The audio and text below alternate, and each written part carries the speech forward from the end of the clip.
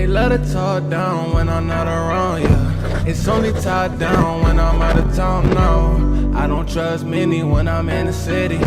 I've never been a shooter, but I keep them with me. Watch them steal the style and say they inspire. Ready? I'm ready. Yo, it's your boy. Yo, hold up.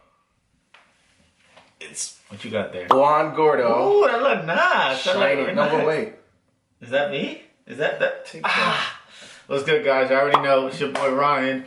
It's my boy Juan Gordo. Yes, sir. We're back again, yo. If you peeped that first episode, we appreciate it. We got a lot of stuff coming up, man. Just keep checking in and Subscribe. Make sure you subscribe. yes, definitely do that. We talked about some subjects that maybe we can like really bring to light, and I think that one that a lot of people can relate to. We want relatable subjects. Absolutely. So one, I feel like is the dreaded ex. Absolutely. And the baggage that comes with it.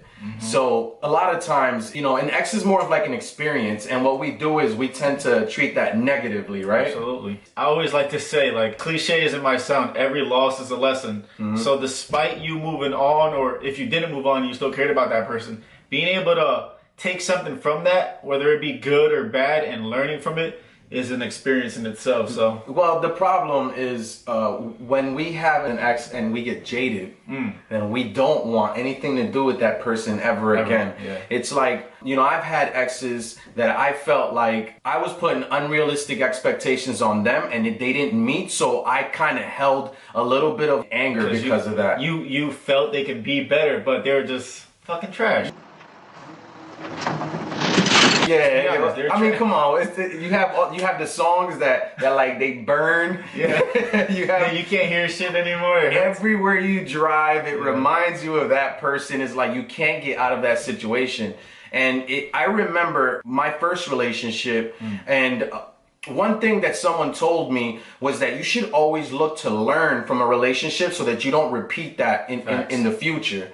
And I remember my first relationship, I was the guy making sure that I was checking her bag. I was the guy checking her phone. I was the guy checking her social media. Insecure. And that's where my insecurity, I was projecting it out on her. So what happened? I pushed her away. Absolutely. Women, I mean, I'm not an expert, but women don't like... Honestly, I think they like both. They like a guy who's consistently like checking in and making sure. Right. They like being important, and not to make that not sound like as serious. No, as it's not like you make the world revolve around them. It's not that, but at the same time, they kind of want to have their space at the same. It's a very hard balance to find. It's a catch-22. So I can understand why it's hard as a man to balance that and try to predict that. As you grow older, like I used to be like that too. I used to be super insecure back in the Facebook, MySpace days, like checking out her shit and like. Cause yo, I wasn't sure of myself, and I think that's a big point. That's probably That's one of the biggest things. When you aren't sure of yourself, you always want to make sure that that person you're fucking with isn't fucking with other people. Cause you're like, maybe I'm not that dope. Like when you feel like you're super dope, you're like, ah, it's cool, I'm chilling. Like, and how can you do that when you yourself aren't really like sure of yourself, or there's no confidence there? So you want that person to be confident in you, and it's almost like you forced that on them. Word. And what I did was, you know, the girl, she ended up pushing me away in a sense and needing the space. The dreaded. Yeah. It's not. Take a break. It's not you. It's me. I need space. And I didn't understand it. And to be honest, I held that grudge. I held that grudge and I moved on and I learned from it, but I held that like little bit of animosity towards my ex. So the next relationship, I did the exact opposite. I never checked her bag. I never like asked her where she was going. I never told her. But what I, you know, for me, it was one of those things where I didn't necessarily learn from it, and damn, I forgot what the point that I was making. I'm trying to go off a point that you said before, where you were like, when does it feel like everything doesn't have to be a lesson? Maybe that person just fucking sucked, and it wasn't meant to be. Like that's a good point. I mean, or you sucked too, and it wasn't meant to be. Sometimes it's your fault too. People can't take responsibilities for sucking themselves. Like, yo, like let's keep it real. You're not fucking perfect. Yeah. But yo, me 6, 7, 8 years ago, I was fucking trash probably. Like,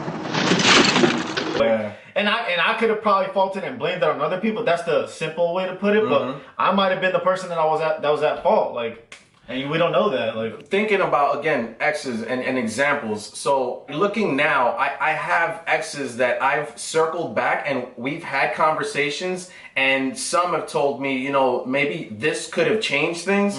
But I feel like now I've learned to become friends and actually be really at peace with it. The older I get. What do you think helps you get to that point of peace? Like, I think it's you know, there's one thing I did with this one ex where I literally avoided. wait, hold on, time out. It sounds like you got a lot of exes. Yeah, your alphabet is like W X X X X X X X X Y Z. Like, bro, it's like tentacion over here, bro. But okay, so I would say I had 3 serious relationships in my life, and those are the exes that I feel like if I had chapters in my book, I would name certain chapters after those exes. That's good, man. I think I can only say one, honestly, one serious one where it altered a lot of my thinking processes, and I learned a lot. And I mean, that's probably why I've been single for a long time and all of that stuff. But to go back to your point, are you a proponent of keeping in touch with your exes or initially being friends? Initially, after, no, I don't. I think for me, the way I look, and probably I'm different now. I've matured.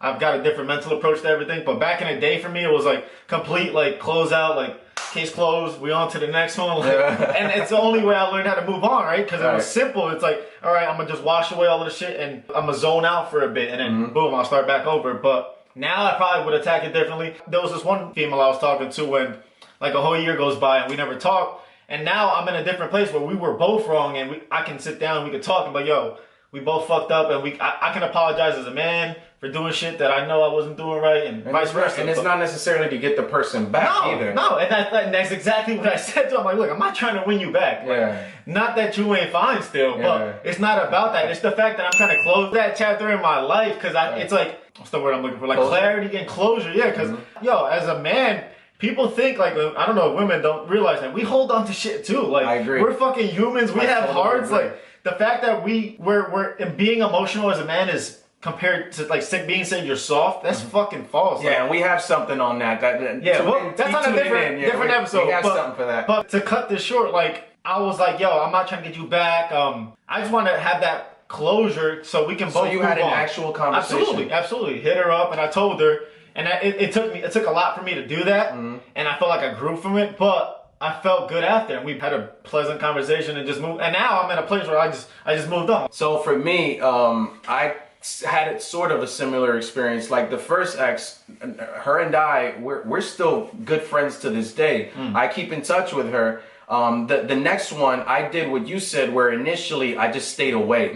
And what happens is that you compartmentalize those feelings, and they don't go away. You don't face them. You have to really face and be at peace with that situation. And you know what? It's okay to want better for that person. It's okay for you to want that person to move on and be happy. So what I've done is I've gone and I've, like, made it an effort to go back and look at her life and root her on and cheer her on. And I see that there are things that she has going on now, and I'm so happy for her. And the love is a different type of love. What do you think it makes it easier? How is it easier for you to do that now than it was, say? Because I understood the things that I know I needed to change within myself, and I am a much better person now because I realized I needed to change them. Not for her, not for him, not for anyone. It's because I needed to change them for me. So you held yourself accountable for stupid shit. Not necessarily you were doing stupid shit, but, like. But you do. Yeah, you don't blame others for shit. You're like, damn, I did some stupid shit too. Like, it's just not her fault, and you can move on from that. So. I think the biggest problem is we tend to live in our own bubble, in our own world, and we tend to easily get jaded. What I want to do is, and the point of this is that we want to challenge you to reach out or to go on a social media account and see exactly what they're doing. Close that chapter. Reach out to an ex. Don't leave it open, man. It's honestly, as hard as it might seem to you right now to build up that courage and be like, yeah, maybe, or maybe, look, we don't suggest it if it was a real unhealthy relationship. If it was abusive? Yeah, don't do that. But if you can go back and be cordial with somebody, that is, you just feel so much more free. I definitely felt free. Word, man. You don't hold those burdens. You don't hold those grudges. You can see them in public and be cordial and be cool with each other, man. It's healthy to be. And be a part of progress together. Yeah. Having an ex is not a bad thing at the end of the day. Nah. It's a letter in the alphabet. What that letter is? X. What? What was that? After all. Literally. But yo, guys, we appreciate you guys checking out. Keep tuning in, subscribe, like, comment, tell your friend to tell a friend to tell her friend. Yeah. And follow we appreciate y'all. I'm out, y'all. Take care. Peace. Only talk down when I know the run, yeah. Only talk down when I'm out of town, no. Yeah, yeah.